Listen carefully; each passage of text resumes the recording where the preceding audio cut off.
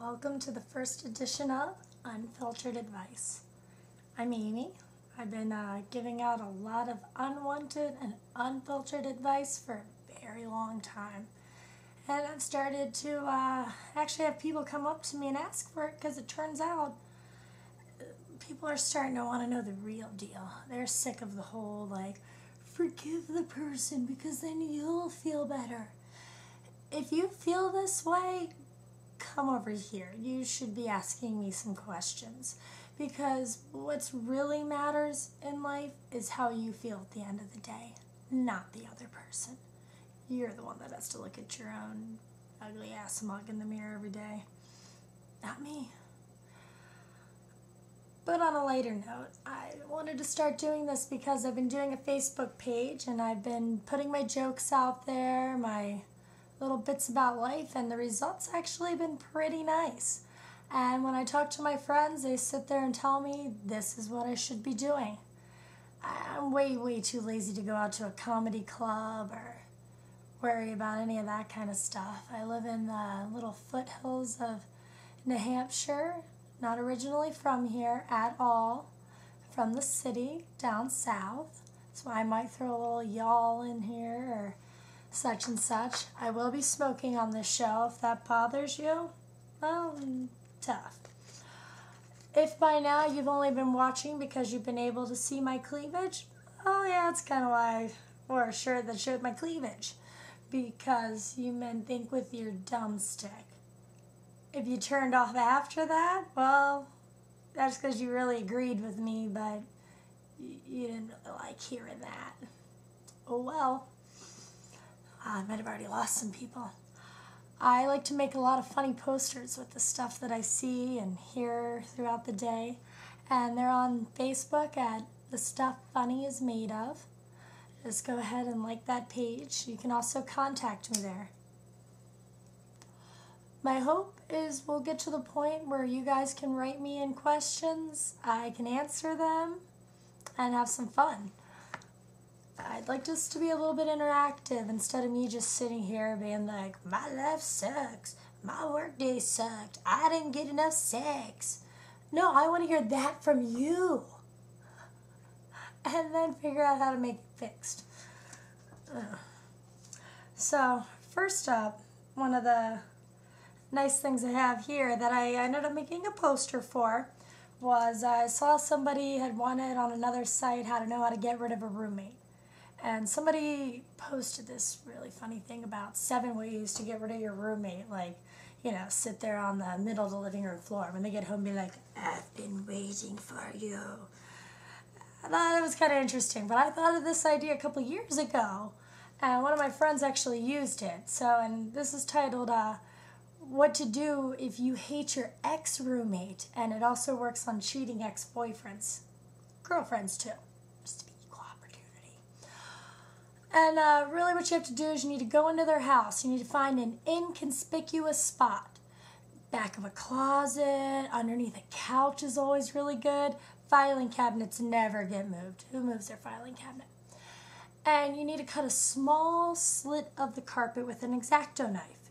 Use a good knife, not a kitchen serrated knife, or you're not going to get away with it. And then you need to shove some anchovies. Who here is all interested in me doing that now? Sorry, I digress. You need to shove some anchovies into the carpet. And then we're going to super glue this back down. Don't make your cut more than an inch or so, or you're going to get caught. Super glue it back down. Now, on the poster I had said on a scale of 1 to 10, repeat as many times as you hate the person. I still think that applies. We've all seen the pain scale, how much pain are you in? No pain? Lots of pain. So, if your ex has cheated on you 5 or 6 times with some skank, you might also want to take this to his car. A little bit harder to hide, but always worth it. Now, if you actually do this, I am not responsible. I just thought it was funny to think of. But you're going to be the fucktard who goes and destroys carpet and shoves anchovies into it. Little disclaimer there. Still a good idea. Just don't do it. Probably to be held liable for the wink, can't I? getting a little bit racier. One of my favorite things is I had this girl. Oh, by the way, you might see this journal. Not a real journal. I don't like write down like, today he looked at me and my heart was aflutter. It's more little quips of like, use the word pimpage in a sentence, which I still haven't, and pretty disappointed. But the next question is, my boyfriend is cheating on me with this skank, and how do I stop it, fix it, get him back? I guess.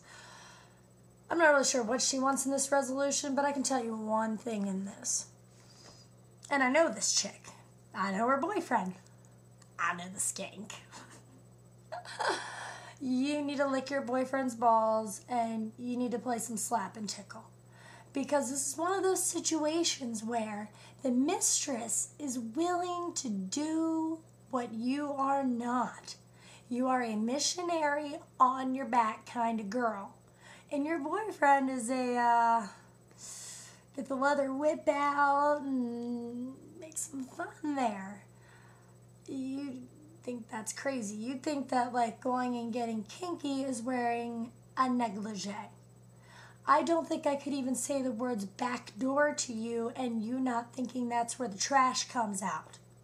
You know, from a can. No, wait, I mean, you know, real trash.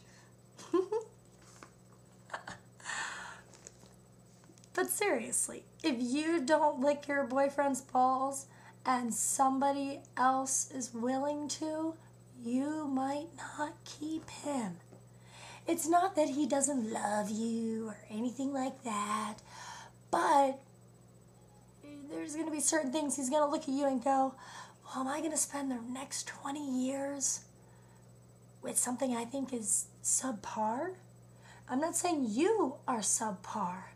I'm saying your sex life is. Alright, that was a little bit mean. Oops. And which kind of leads into my next question. What do I do if I don't like giving a blowjob? I have a little bit of a hard time answering that. I like giving blowjobs. I like to know that the person that I'm doing that for is getting pleasure from that I'm making them hot.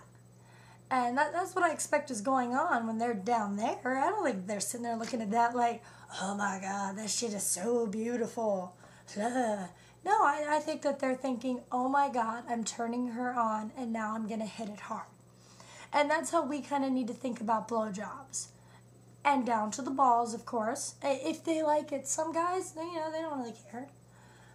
Others, that's kind of matters. Excuse me. But if you're not going to fulfill and satisfy your man, you're going to have problems down the road. If you want to go and get married, then I honestly think that everybody should go out there and watch porn.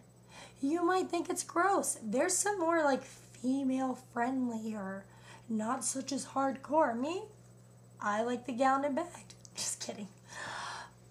But you need to do some research on what sex is, because if all you've known is what other men have taught you, you might not know a lot, because they might not know a lot or have ever been willing to teach you.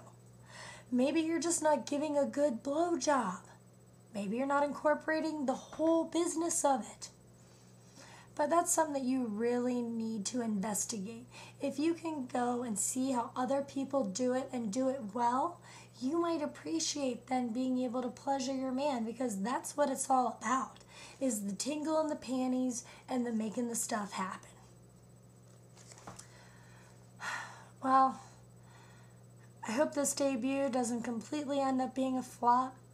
And if I don't get any, positive response, I mean, like if somebody sits there and goes, you're a sick piece of shit, I'm going to take that as positive.